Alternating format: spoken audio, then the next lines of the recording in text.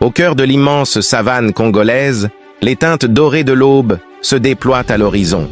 Le soleil se lève lentement, projetant de longues ombres sur les plaines où les acacias se dressent tels des sentinelles. La terre s'éveille, avec au loin le rugissement des lions et les appels lancinants des hyènes qui résonnent dans l'air. La scène est paisible, mais un sentiment de menace plane. Une tempête se prépare, et avec elle, une légende est sur le point de naître. Au milieu de la poussière montante, une silhouette émerge de la brume matinale. Son nom est Yabob, connue de son peuple sous le nom de la lionne de la savane. Elle est une guerrière d'une compétence et d'une férocité inégalées, protectrice de sa tribu et gardienne des terres sauvages. Ses dreadlocks tombent en cascade sur son dos comme une crinière, et ses yeux brillent de l'intensité du feu qui réside en elle. Vêtue de fourrure et ornée des os de ses ennemis déchus, elle se tient droite et fière, incarnation vivante de la force et de la résilience. Le village de Yabobé a longtemps été paisible, mais ces derniers jours ont apporté la nouvelle d'une nouvelle menace. Du nord, une tribu rivale a commencé à empiéter sur leurs terres, leurs guerriers laissant derrière eux une traînée de destruction. Les anciens parlent des envahisseurs avec crainte dans leur voix, mais Yabobé ne ressent que les prémices de la rage. Elle sait que son peuple ne survivra que si elle agit. Le jour de la bataille arrive. Yabobé rassemble les plus braves de ses guerriers et ensemble, ils se préparent au combat. L'air est lourd de tension alors qu'ils se parent de peintures de guerre, affûtant leurs lances et murmurant des prières aux esprits de leurs ancêtres.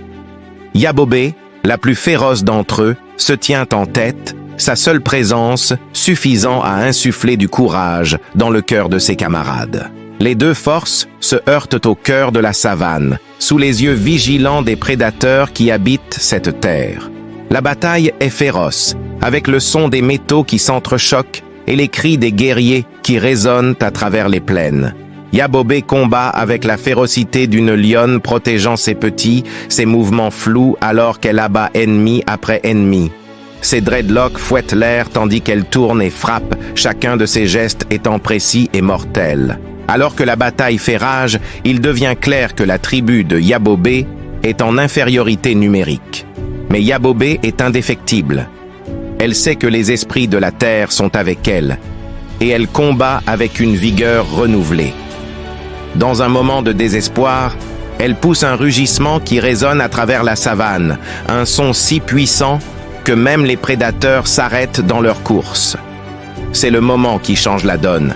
Inspirés par leur chef, les guerriers se rallient et commencent à repousser les envahisseurs.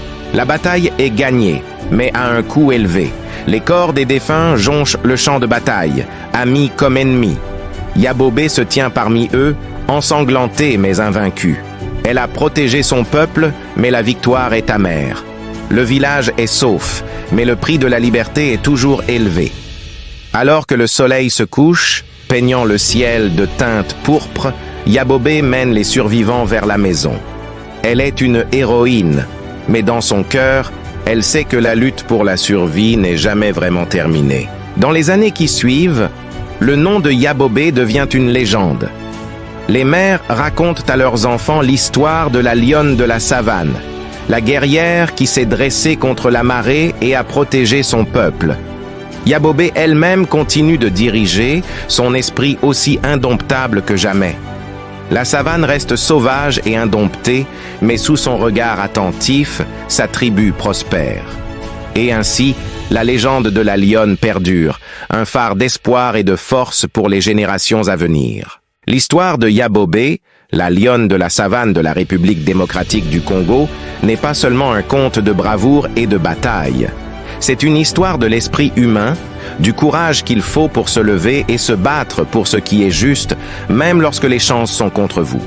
Son héritage perdure dans le cœur de son peuple, un rappel que même dans les moments les plus sombres, il y a toujours de l'espoir.